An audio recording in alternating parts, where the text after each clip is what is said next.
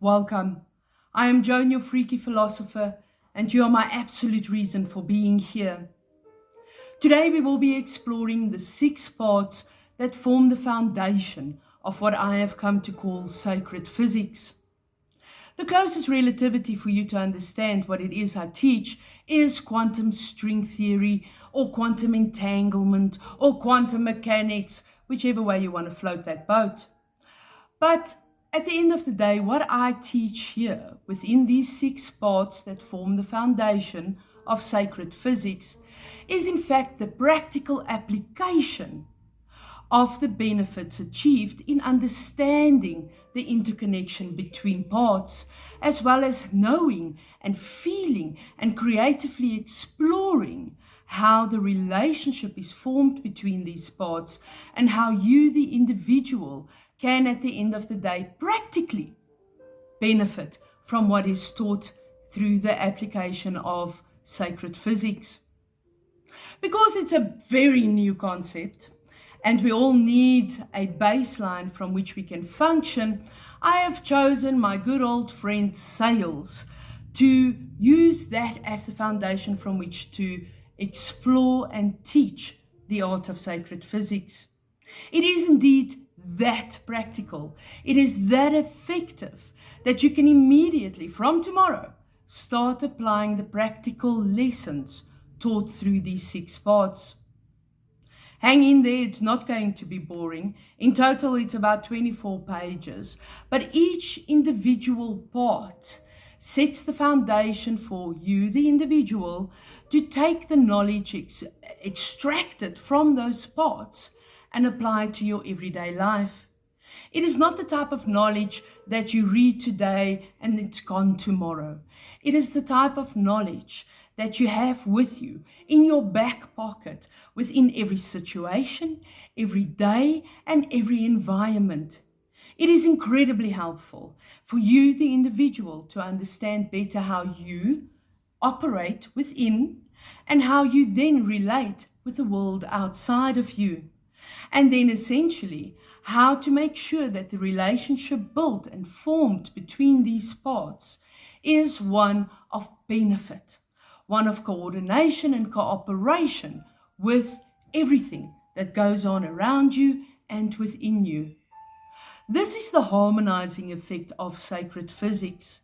And unless you are able to harmonize with your everyday, including the challenges, the ups, the downs, the kick in the gut, all of those things, unless you as the individual are able to harmonize your personal inner state with what is happening around you, you will always feel like you're being kicked in the gut. You will always feel like you're coming off second best.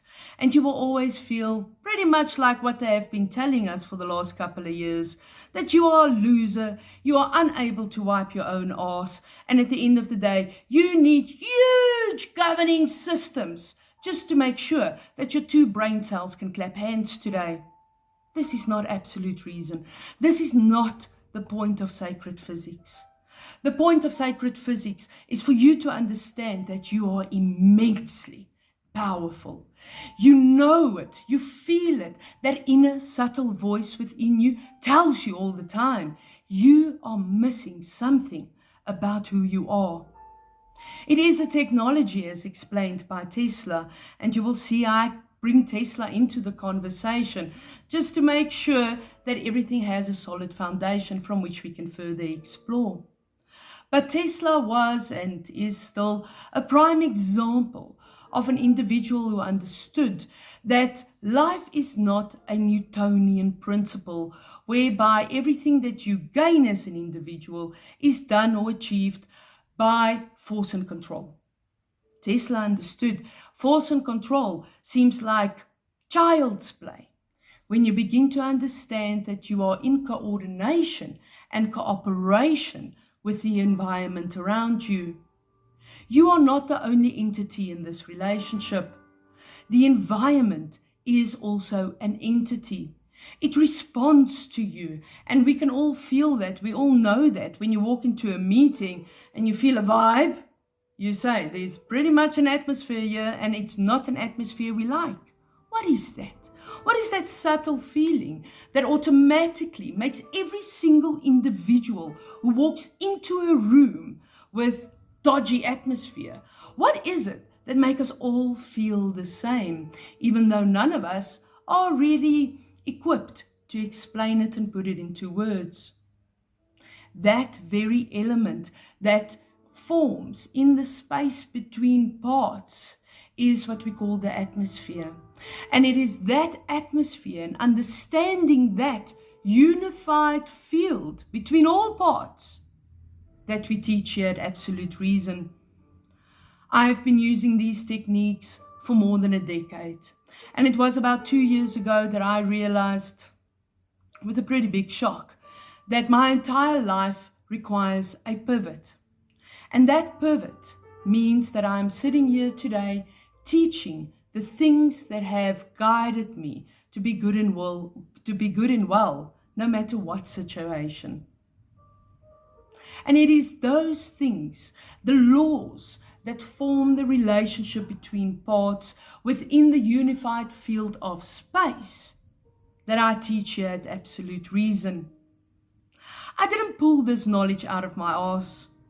This knowledge I had to go and look for. I had to go and search. In fact, I'm pretty much the epic scavenger of mysteries when it comes to finding it and discovering the unified thread between Egyptology, between Indian scriptures, or even mystery schools from America. They all have a unified thread. And it is that unified thread that I've spent the last 2 years to extract and recompose in a way where we in today's modern life can actually find something of benefit, and not only of benefit, but of practical application that makes our everyday a better place to be. Stick around, not out of my arse, but out of mysterious scriptures. The next 6 parts will change your life. They are short and at first glance even a little bit complicated, but I will be here to guide you through the basics that is explained within these 6 parts. But please, don't put them aside and think, I understand now what she means within these 6 parts. I promise you, I still learn from what I have written here, because ultimately it is not my words, but merely my creative force that have put together the words in a way where you, the individual, can absorb it. The words and the teachings and the concepts and the laws, however, are way older than I am. They come from dark, hidden caves and corners of society. But they are solid. You can test them left, right, center within your religion. And if you're an atheist, believe you me, the only difference between an atheist and a philosopher is that I spell nothing with a capital N. At the end of the day, the knowledge captured within the next 6 parts will change your life. No matter where you are and what relativities you use for the practical application of these 6 parts, you will see the benefit. And quite honestly, I can't wait to hear the feedback from you. But before I can get feedback, I need to give you something to play with. So hang in there. You are my absolute reason. I am Joan, your freaky philosopher, and let's get started with these 6 parts.